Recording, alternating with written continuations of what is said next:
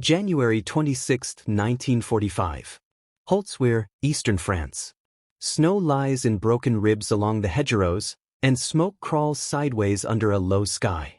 Inside a stone aid station, a young German from the 2nd Mountain Division stares through a frost-laced pane. He watches stretchers arrive, one after another, boots and coats blackened, faces ash-pale. The room smells of iodine and cordy. Each new arrival speaks the same 2 words in a hoarse loop, 50 caliber. Out beyond the wall the field still hisses. A tank destroyer burns with a steady breath, a chimney of flame that will not die. The German had gone forward with 250 men and 6 tanks. He remembers the first minutes, the lift in his chest when the order came to advance, the iron certainty that numbers carry the day. The ground had seemed simple then. It is not simple now. A single American lieutenant stands where the road kinks toward the treeline. He is wounded and refuses to leave. He climbs onto the burning M10 and turns a turret mount that looks too small to matter. The gun is squat, only metal and springs and a heavy barrel, but when it speaks the sound is deeper than the throat of the sky. The first burst rips the air into strips.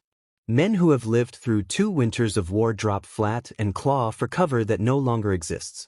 The German at the window has been told many things about weapons. Rifles wound. Cannons explode. The machine gun suppresses. This is different. The 50 does not argue. It pounds. It breaks. A limb struck by it is no longer a limb. A wall that ought to stop a bullet becomes dust and splinters.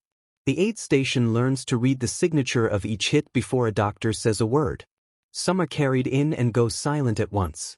Others are carried in and grow quiet by degrees. The room knows what that means. Outside, the rhythm builds. For seconds of thunder, 2 seconds of breath, for more. The lieutenant stays on the deck of the M10 while fire gnaws at the paint under his boots. A tank tries to nose forward. The gun walks across its glacis and rakes the hatches and periscopes. The tank shudders, stops short, then backs away, smoke unrolling from somewhere inside the hull. Infantry bound from ditch to ditch, but the field is too open and the sound is too heavy. The gun writes red lines the eye can follow and darker lines the eye cannot see.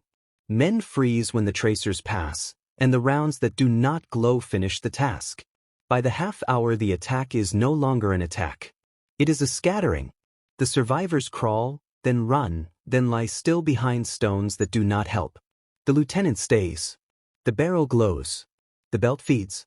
The gun does the one thing a soldier begs his weapon to do. It works. Word moves faster than orders. In platoon holes behind the tree line, in ditches half full of meltwater, in the hallways of the aid station, the same picture repeats. Americans mount that gun on every roof and ring every road with it. Trucks carry it. Half-tracks carry it. Tanks carry it. When a convoy rolls, one weapon fires to the right while the next fires to the left, and the air between the vehicles turns into a mesh that nothing can cross. Ambush drills that worked against British and Soviet columns do not work here. The return fire is instant, heavy, everywhere at once. The German at the window has never seen the sky look angry, but he will later, and the anger will come from wings.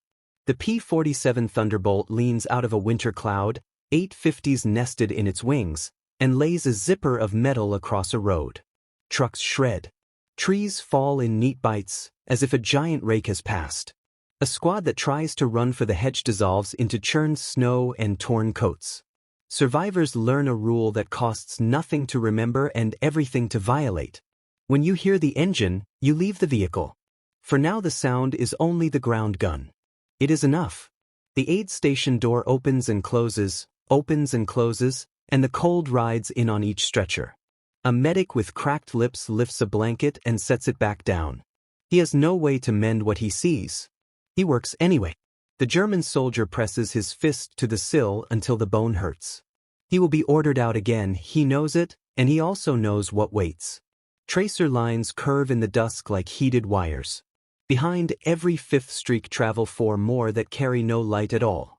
After Normandy, men had told each other that the American advantage was trucks and gasoline.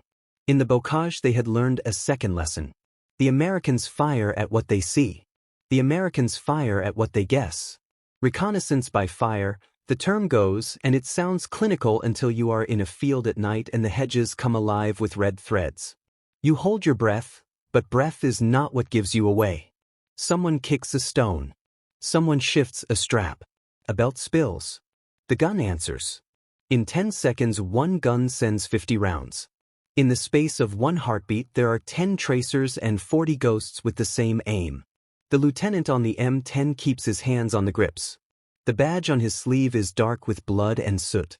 The field has gone quiet except for the fire at his back and the long echo that follows every burst. When he lifts his head, the wind pushes smoke past his ear and shows him shapes that no longer move. He could step down. He does not. He waits for the armor that had led the attack to think again, to edge forward, to test the road. The gun will answer the same way it has answered all afternoon. At dusk, the aid station grows still. The surgeon leans against a wall and closes his eyes without sleeping. The soldier at the window tries to count the stretchers and cannot hold the number in his head. He touches the glass once and draws his hand back as if the cold were a flame. Somewhere out there, a single man and a single gun have slowed a battalion to a crawl. It is not a story meant to be true. It is only what happened. In the morning, the road will fill with tracks again. The convoys will come, each with a gun that hums when it is angry and hums when it is calm. The air will clear, then darken, then clear again beneath the slow wings of winter weather.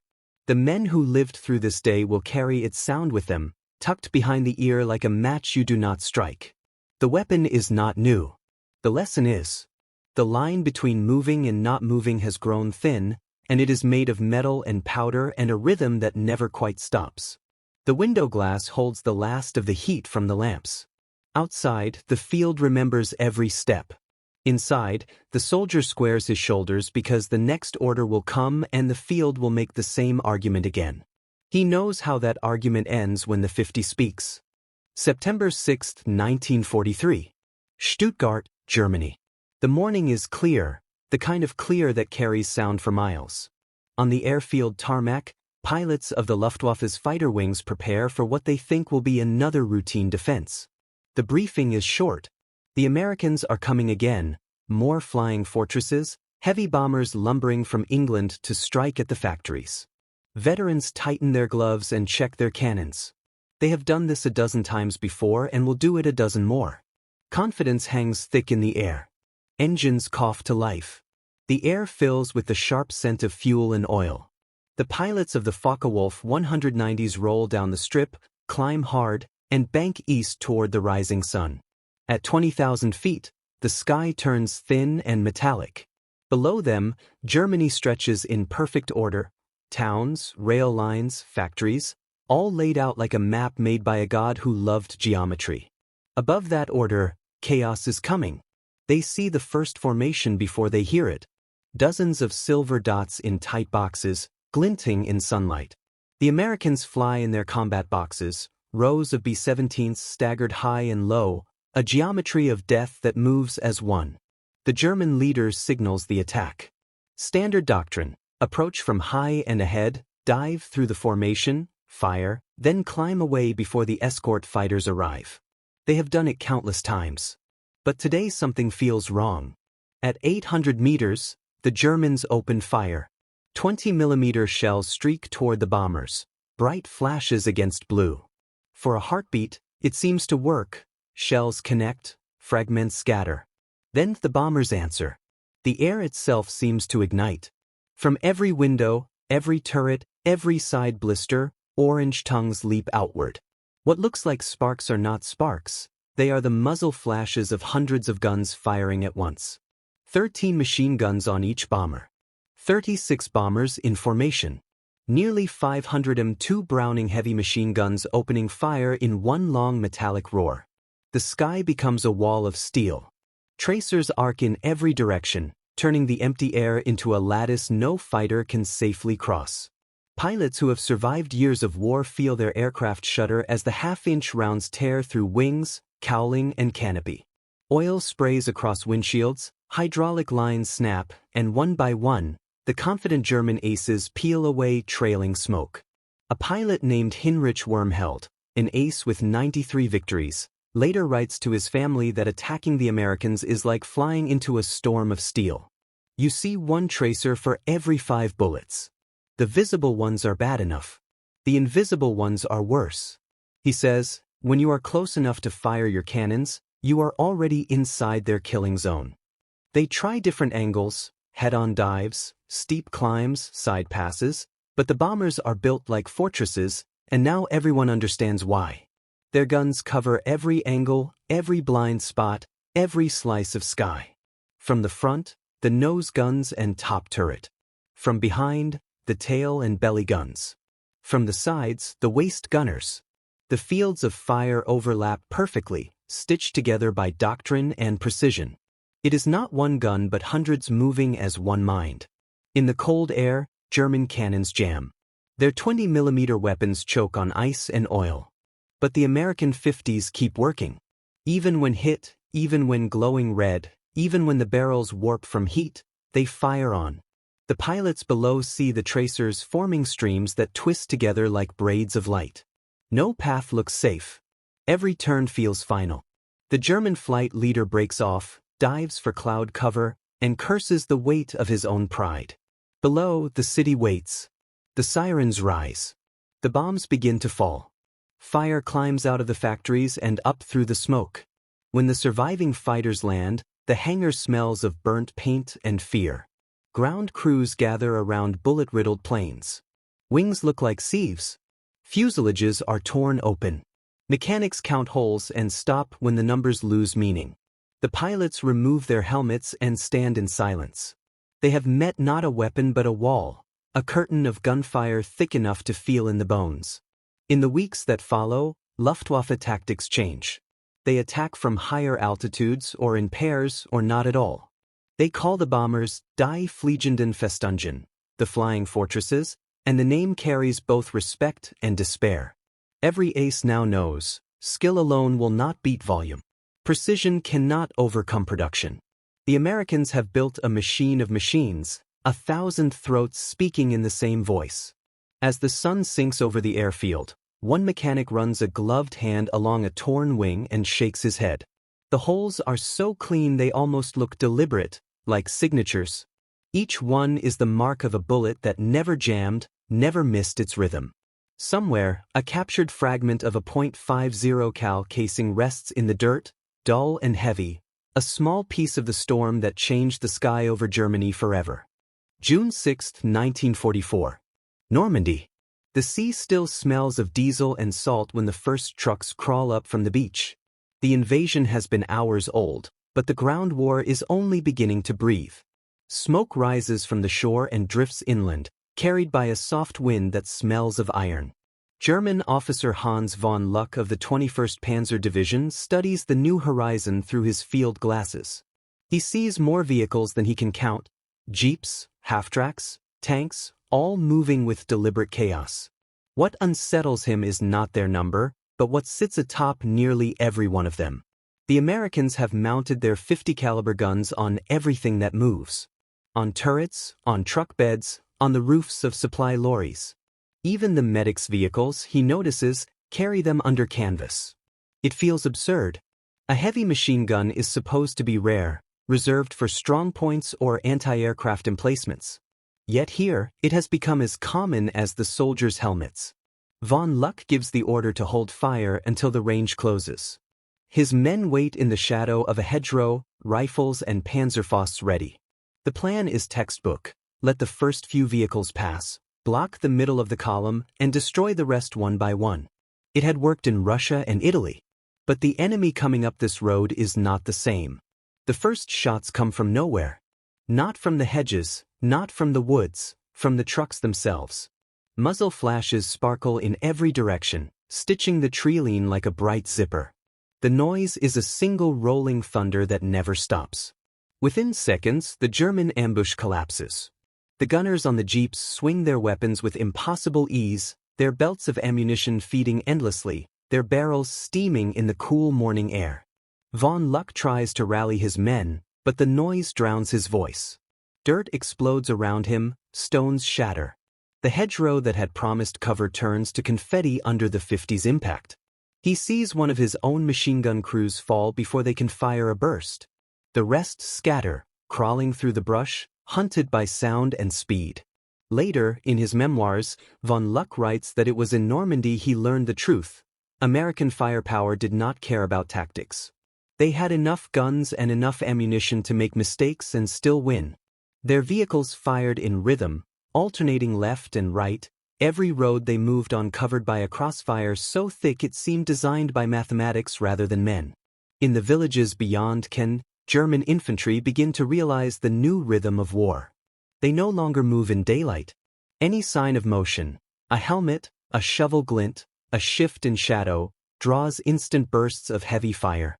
The rounds punch through walls, through the thin masonry of French houses, through trees and fences. The air hums with invisible weight. Soldiers wait for night to move, and even then, the sky betrays them with distant tracer fire arcing lazily across the darkness. One night, von Luck's unit tries again. They move quietly along a dirt road, planning to strike an American supply convoy before dawn. They hear engines before they see lights. The first truck appears, then another, then a line stretching back beyond the curve. The Germans let the front pass. They wait. Then they open fire. The response is instant. Every truck spits flame. Every gunner stands into the cold air, firing at both sides of the road. Some vehicles swerve, some keep rolling. The air becomes a solid wall of sound and red tracers. Within moments, the ambushers are trapped in the very fire they meant to unleash. They cannot retreat. They cannot stand. One by one they break. Afterward, the German survivors meet their commander. He listens, silent, and then simply nods. There is no reprimand, no strategy to fix it. The Americans have turned the convoy, a thing once fragile, into a moving fortress. Farther inland, the same story repeats. A half-track mounts 4 50-caliber guns in a rotating turret, the M16, they call it. Originally built for shooting down planes, it now hunts men. Its soldiers call it the meat chopper. The name fits. When it fires, the sound is a single grinding note, and the ground shakes as if under artillery. No trench, no stone wall, no hedge survives its passage. Von Luck begins to understand that this weapon is more than metal. It is doctrine. The Americans fire at everything that might be a threat, not just what they can confirm. They fire to keep heads down, to break will, to make the world smaller for the enemy. And they can afford to. Their supply trucks never stop arriving. Ammunition seems endless. One evening, standing on the edge of a ruined orchard, von Luck looks toward the west. The sun dips behind the smoke, and the light turns the sky the color of bloodied brass. In the distance, he can hear the steady rhythm of the 50s again. They do not sound angry anymore, only inevitable. He realizes that even if he survives the war, this sound will stay with him, somewhere deep and unquiet, like a pulse that never slows. Late summer, 1944. Northern France. The roads wind through broken villages, past burned barns and splintered orchards. To the German ambush teams hiding in the ditches, the dust on the horizon means one thing: an American convoy is coming. It is the same plan they have used against the British and Soviets. Let the first few vehicles pass, strike the middle, block the road, and destroy the trapped ones piece by piece. It has always worked. It will work again, they think. They wait. Engines hum closer. A jeep leads, followed by trucks heavy with supplies. The Germans grip their machine guns and Panzerfausts. The commander gives the signal. Grenades fly. A truck erupts in smoke. Shouts echo in English. For a heartbeat, it feels like victory. Then the answer comes. The entire column lights up. Every third or fourth vehicle carries a 50-caliber Browning, and now they all opened fire at once. The air between the trees and the road fills with burning tracers. The noise is so constant that it becomes something more than sound, a physical weight pressing into the chest. Leaves explode, tree trunks split, and the earth itself feels alive with movement. The Germans have no time to reload. The gunners on the American trucks pivot fast, their belts feeding endlessly, barrels steaming white in the shade. One truck fires right, the next fires left, covering both sides of the road in a perfect alternating rhythm. Every position the Germans chose for safety now becomes a crossfire trap. The ambush collapses in under 2 minutes. Those who can still move crawl backward through the underbrush, blind and deaf from the noise. Some reach the treeline only to find the flanking jeeps already there, their guns sweeping side to side in calm, mechanical arcs. The convoy never even stops moving. By the time the smoke clears, the trucks are gone, rolling toward the next town as if nothing happened. From then on, German ambushes change. They stop targeting convoys altogether. Only isolated vehicles are worth the risk, but isolated vehicles are rare. The Americans travel in herds now, strong and self-defending. The 50 has made every road a moving fortress. In captured reports, German officers begin to admit the truth. They cannot stop American logistics. The convoys deliver ammunition, food, and fuel every day without fail. That means the Americans can fight forever. German soldiers start calling the supply trucks metal rivers. They flow by day and by night, always guarded by the same deep growl of machine gun fire waiting to answer any shadow. The same rhythm spreads across Europe. Every division has its belts of ammunition, every company its gunners, every column its alternating fire plan. When night falls, the sound changes but never stops. Tracers drift like red fireflies along the roads. They seem slow, but every fifth light hides 4 invisible rounds that strike before thought. German patrols learn to fear that glow. It means death is near, but not yet visible. At night, the Americans use the same guns for what they call reconnaissance by fire.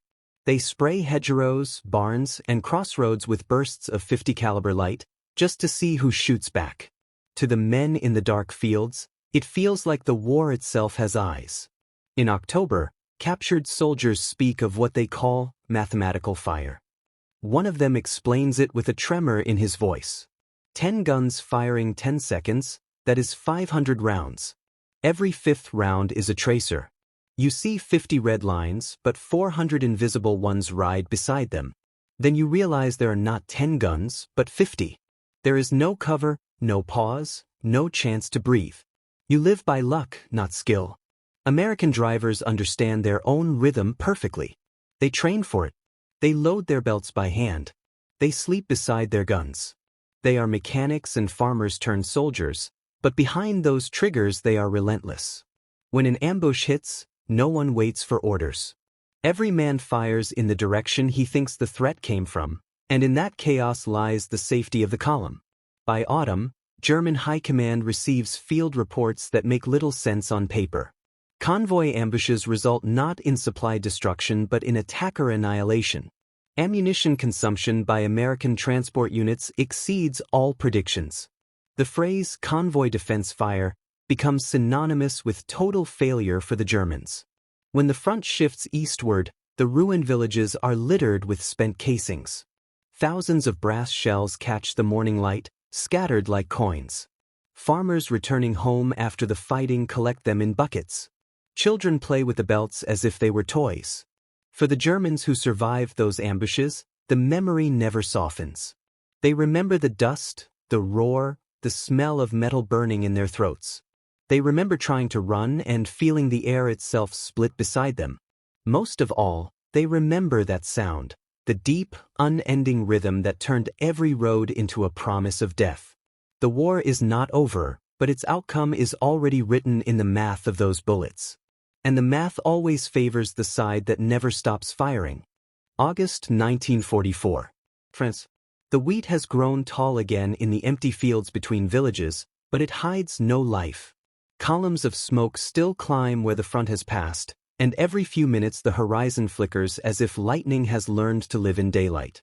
The sound comes next, a heavy, rising growl that trembles in the air before it becomes a scream. German infantrymen on the ground look up, squinting through the glare. The shape is unmistakable now, broad wings, a round nose, the hunched body of the Republic P-47 Thunderbolt. The Americans call it the Jug. The Germans call it something else, death with wings. Each Thunderbolt carries 8 Browning 50 caliber machine guns, 4 in each wing. When they dive, they open up at once. The sound is like tearing canvas mixed with thunder. The rounds tear through everything, Wood, metal, stone, flesh. Trucks vanish in clouds of dust. Horses rear and fall without a sound. Trees shear in half. The road itself seems to boil. For the soldiers below, there is no shelter. They run for walls, for ditches, for anything that feels solid. But the 50s do not care. The rounds punch through brick and steel, through engines and bones alike. German veterans later say that when the Thunderbolts came, they stopped thinking about fighting. They thought only about surviving the next few seconds. You hear them before you see them, they said. You hear the engines, low and hungry, and by the time you look up, the sky is full of fire. The pilots above barely feel the recoil. They see their tracers stitch across the ground in bright, smooth arcs. They pull up, bank, and dive again. Each burst lasts 2 or 3 seconds, but in that time, hundreds of rounds fall. One flight of 4 Thunderbolts can unleash more than 3,000 bullets in a minute. When the rounds hit, the air itself seems to change color. A German supply sergeant near Falaise watches a column of his trucks disappear under the rain of metal. He will later say the noise was so dense he couldn't tell where his own heartbeat ended and the gunfire began. He dives behind a wall, and when he looks up again, the wall is gone. What's left of the convoy burns in neat, straight lines along the road, as if drawn by a cruel hand. That night, the survivors dig graves for their comrades in silence. The next morning, they abandon their vehicles at the first hint of an engine overhead. Better to lose the transport than to die with it. The Germans learn fast, but not fast enough. They begin moving only at night or under cloud cover. But even that offers little peace. American ground convoys have their own guns, and they sweep the roads with tracer fire, testing the dark. The Germans start to call it daylight fire without sun. In the days that follow, the pattern becomes constant. When the sun is out, the Thunderbolts rule the air. When the night falls, the 50s on the ground take over. There is no hour left untouched by that sound, the long, heavy rhythm that eats through steel and nerves alike. The Americans have turned their doctrine into a kind of trap. Every road, every field, every barn hides the same threat. You cannot move by day. You cannot move by night. The air attacks drive you into cover, and the ground guns deny you the chance to escape. By September, German commanders understand what has happened. It is no longer a battle of tactics. It is a battle of endurance, and the Americans have more of everything that counts: fuel, food, ammunition, and above all, the guns that never stop working. The P-47s still fly, day after day, their wings flashing in the sun. Farmers who return months later find fields lined with brass shells that glint like harvest gold. The children pick them up and roll them in their hands, still warm from the memory of flight. For the German soldiers who lived through those strafing runs, the memory stays sharper than the wounds. They remember the sound before the strike, the fire that followed, the way the earth seemed to vanish beneath their boots. They learn the only rule that mattered: when you hear the thunder, it is already too late. And above it all, cutting through the roar of engines and the screams of steel, there was always that same deep voice of the Browning .50 caliber, a rhythm that carried across the war, from the beaches to the forests to the skies. It was not just a weapon now. It was a sentence spoken again and again, until every soldier who heard it knew how it ended. Winter, 1944. The Rhine front. The wind carries the smell of brick dust and smoke through the narrow streets of a ruined German town. Snow mixes with ash and falls slow, silent, and gray. American tanks roll forward through what is left of the main square, their engines muffled by the cold. The war has changed shape again. No more open fields, no long roads. Now the fight is room to room, wall to wall, house to house. Inside one of those houses, a German infantry squad waits. They are veterans. They have fought in Russia, in Italy, in the hedgerows of Normandy. They know how to fight tanks, wait for them to close, aim the Panzerfaust, fire, and move. They know how to use the upper floors, how to fire down from windows, how to disappear behind stone. But what they do not know is how to fight against a machine gun that does not stop. Outside, the first Sherman tank halts at the corner of the street. The commander opens the hatch and climbs halfway out. He grips the handles of his turret-mounted .50 caliber. The barrel glints dully under a low gray sky. He does not aim at the building. He aims at everything. He presses the trigger. The roar floods the street like a wave. The bullets punch through shutters, plaster, and brick as if they were made of paper. Dust clouds bloom from the walls. Every window explodes outward. The rounds tear through furniture, doors, beams, ceilings, anything that stands between the gun and silence. The German squad dives to the floor. One man screams and clutches his leg. Another shouts that he cannot see. The fire stops for a breath. The commander ducks back into the turret. The tank rolls 10 meters forward and halts again. The gun opens up once more, sweeping the upper floors. American infantry advance behind it, moving from doorway to doorway, calm and methodical. They don't need to be quick. The 50 keeps the enemy pinned in place, buried under dust and fear. The German leader knows he has no chance. To fire his Panzerfaust, he must stand and aim. The instant he moves, the gun will see him. The walls that once promised safety now feel thin as paper. He can feel the bullets passing through, cracking beams, splintering stone, flattening themselves against what used to be shelter. He tells his men to fall back through the rear door. But the 50 hears even that. Its rounds hammer the walls again, cutting through rooms they cannot see. The squad breaks apart. Some run into the snow, some never reach the door. Across the town, other buildings fall in the same rhythm. Tanks stop at intersections, sweep the windows, move on. The streets are filled with the percussion of the 50s, steady, relentless, mechanical. It is the same pattern used in the fields and on the roads, only now it echoes between walls. German defenders learn quickly, no cover is real. Masonry that once deflected rifle fire now disintegrates. They can see the light of the tracers flicker through the cracks in the walls. They begin to move before the guns find them, abandoning positions faster than they can fortify them. But every retreat feels like a loss of ground that will never be reclaimed.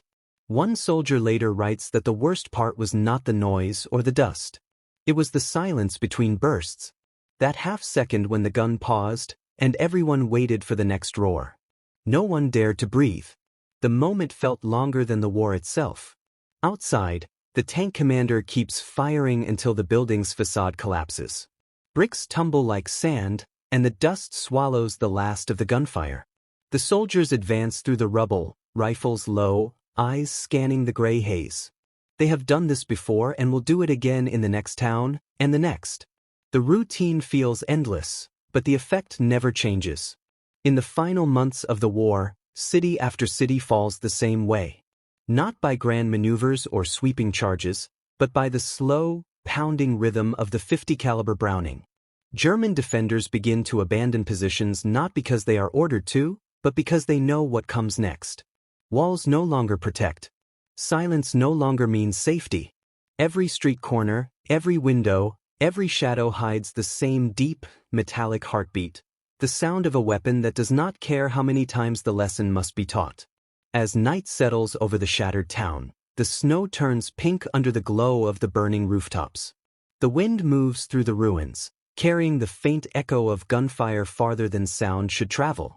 Somewhere in the distance, another tank stops, another commander climbs out, another barrel turns toward another wall. And once more, the Browning begins to speak. October 1944. Near Aachen.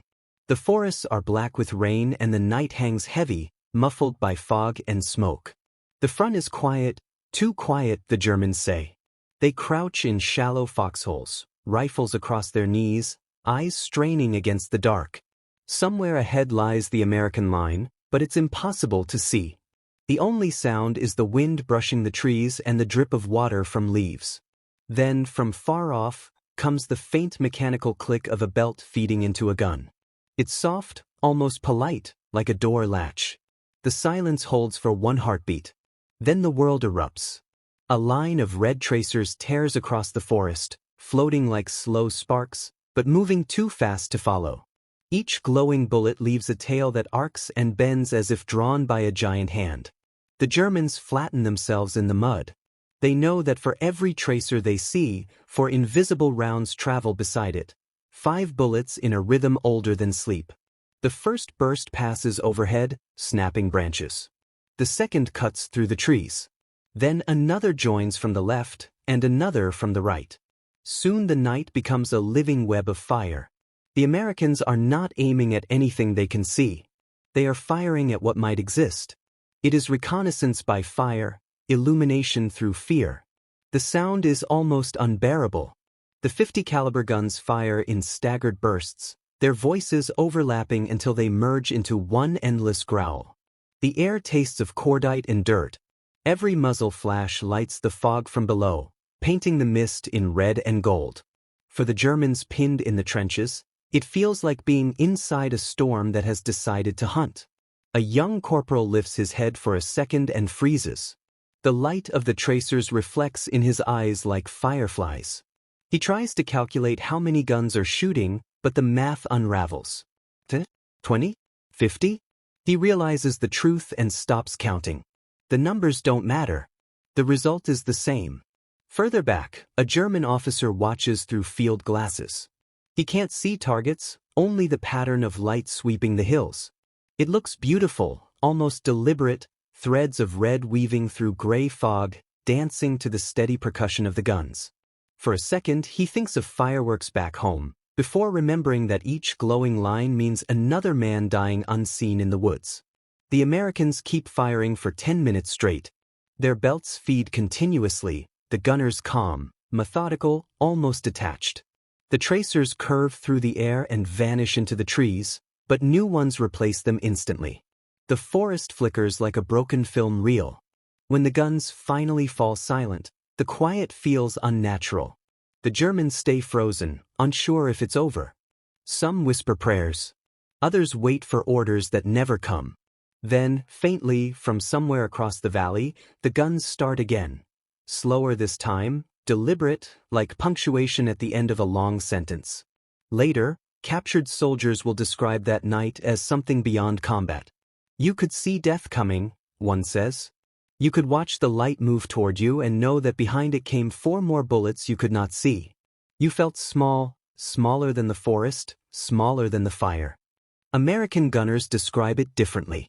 They talk about the rhythm, the way the tracers help them walk their fire across a target, adjusting in real time. They know that every 5th round glows, not to frighten, but to guide. They can see where their bullets fall and correct their aim in the dark. It is simple, efficient, effective. For them, it is just another night of work. By dawn, the fog begins to lift. The trees are shredded, the ground pocked with deep, wet craters. Steam rises from the bullet-churned earth. The Germans who survived crawl out, blinking into a weak morning light that feels wrong after so much fire. They move in silence, too tired to speak, each man carrying the same sound in his skull, the low, endless thrum of the 50s that will not leave. From the American line, the gunners sit beside their weapons, sipping cold coffee. The barrels are blackened and smoking, but the guns themselves look untouched, as if nothing could break them. They clean the receivers, replace the belts, and wait. Because night always comes again. And when it does, the tracers will rise once more, bright threads of light weaving through the dark, spelling out the same lesson in the same unrelenting language. December 1944. The Ardennes. The forests are silent under a blanket of snow, the trees heavy with ice. Breath freezes in midair, rifles stick to gloves, and footsteps vanish beneath the powder. The German army moves again, this time not in retreat but in one last desperate surge, the Battle of the Bulge. They come through the mist before dawn. Tanks growl between the trees, followed by columns of infantry in white camouflage. For the first time in months, they have surprise on their side. The Americans, scattered and cold, are caught off guard. For a brief moment, it feels like the old days again. Fast, clean, decisive. But the feeling does not last. The Germans advance through small towns, firing as they go, until they hit the edges of American supply routes. And there, waiting in the snowbanks and behind broken walls, are the same shapes that have haunted them since Normandy: half-tracks, jeeps, tanks, all bristling with 50 caliber guns. The first bursts come from unseen angles. The sound is different in winter, sharper, echoing off the frozen air like hammer strikes. Tracers glow against the snow, streaking red and orange through the white woods. The bullets melt the frost as they pass, kicking up thin clouds of steam. A German officer crouched behind a tree shouts to his men to keep moving. They try. But every few meters, another gun opens up. The snow around them erupts, spraying in fine mist. The shells chew through logs, through trees, through bodies. The noise is endless, metal scraping the edge of madness. At Bastogne, the surrounded American paratroopers make their stand. Supplies are low, food is scarce, but ammunition is plentiful. The 50 caliber guns are their heartbeat. Mounted on rooftops, dug into trenches, welded onto half-frozen jeeps, they hold every road and every field. When the Germans attack, the 50s speak, their rhythm steady even in the freezing air. The barrels glow dull orange. The gunners work with bare hands, steam rising from their sleeves. They don't count bullets, they just change belts and keep firing. The guns never jam, even in the cold. Each burst sends echoes bouncing through the woods, until sound and fear become one thing. The Germans push harder. They bring tanks, self-propelled guns, infantry by the hundreds. The snow turns black under the smoke. The Americans answer with the same brutal logic they've used since Normandy: fire at everything that moves, and if it stops moving, fire again. The battle drags for days. When the fog clears for brief moments, the sky opens, and the P-47s return. Their wings glitter under the pale sun, and their 50s roar in unison. The tracers fall like red rain over the forest. Trucks explode, horses scatter, the snow bursts into clouds of fire. General von Manschufel later writes that the Ardennes campaign failed not only because of weather or supply, but because the Americans could bring firepower anywhere, instantly. Every field, every road, every sky above us, he said, was full of their guns. For the men on the ground, the lesson feels personal. A German squad caught in open snow dives for a ditch. The ditch collapses under the impact of bullets. Another group tries to cross a road at night. The moment they step into the open, the 50s light up from 3 directions, tracing a cage of red around them. Even when the Americans are exhausted, freezing, half-starved, their guns keep firing. The Browning M2 does not care about weather or fatigue. It breathes through snow, through mud, through smoke. By late December, the offensive begins to falter. German fuel trucks run dry, and the once promising advance slows into a crawl. American convoys roll again through the same roads the Germans had hoped to seize, each truck with its 50 caliber mount watching the treeline. An American gunner named Miller writes in his diary that he hadn't seen the sun for 10 days, only flashes of fire through the snow. The snow eats the sound, he writes, but the 50 eats the snow. When the battle finally breaks and the Germans retreat, the Ardennes is silent except for the faint ticking of cooling metal. The air smells of gun oil and pine. The frozen ground is littered with spent casings, each one a memory of a shot that did not miss. And still, somewhere in the woods, one of the Browning guns clatters once more. A short burst, just to test the feed. The echo rolls over the white hills, deep and calm. The war is not over, but the tide has turned for good. The sound of the 50 is now the sound of inevitability. A heartbeat that belongs not to a man, but to a machine, and to the country that built it to never stop. March 1945. The Rhine Valley. The snow has melted into rivers of mud, and the ground trembles beneath the wheels of columns heading east. The war is almost done, though no one dares say it out loud. The Americans move faster than the maps can follow, their convoys endless, their guns everywhere. The Germans retreat, step by step, through villages that no longer have names, only ruins and echoes. Lieutenant General Alfred Schlemm commands what remains of his forces.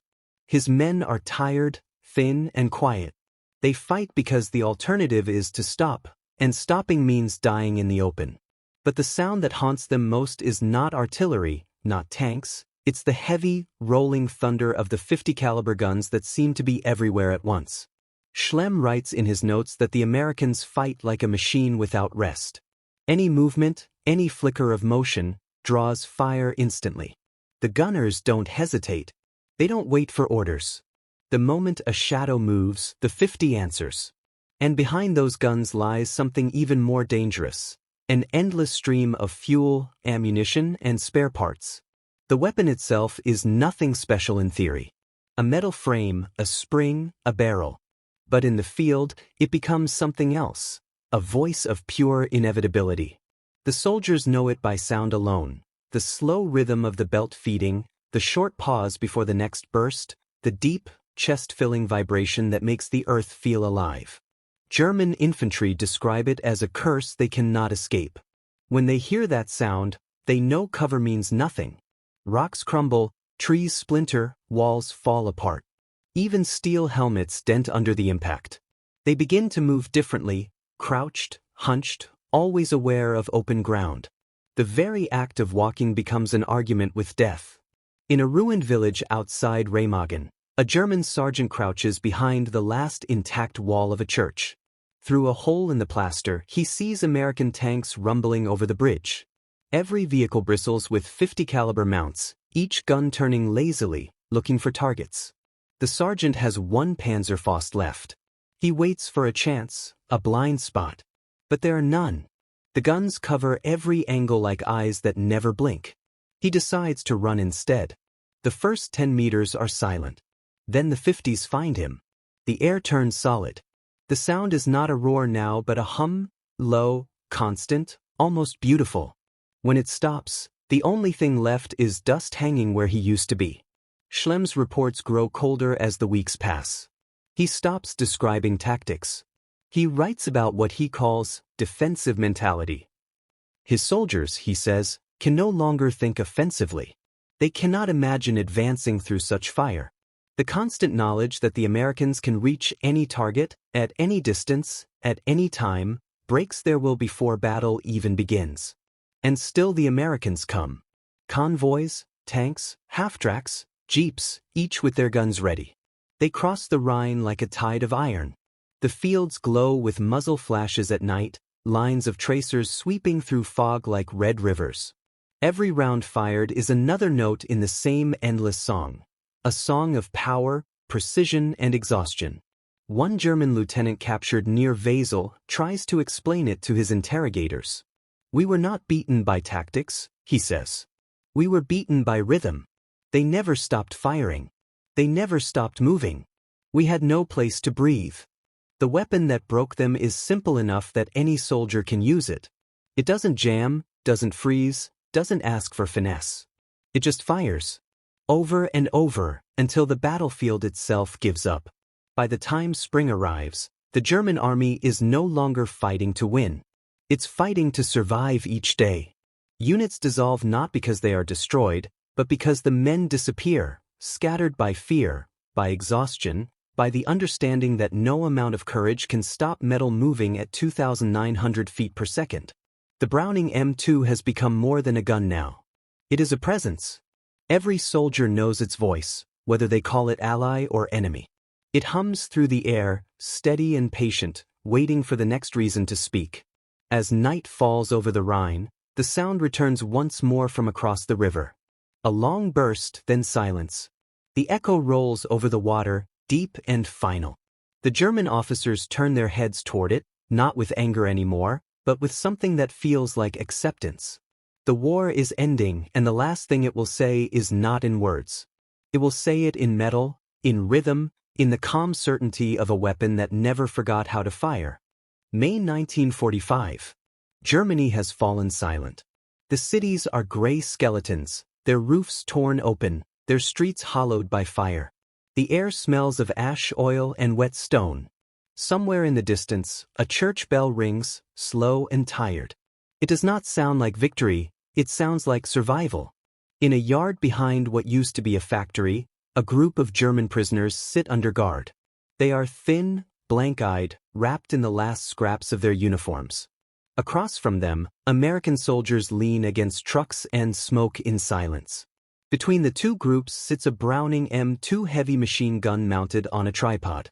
Its barrel is dark and pitted, its receiver streaked with grime, but it still looks alive, waiting, listening.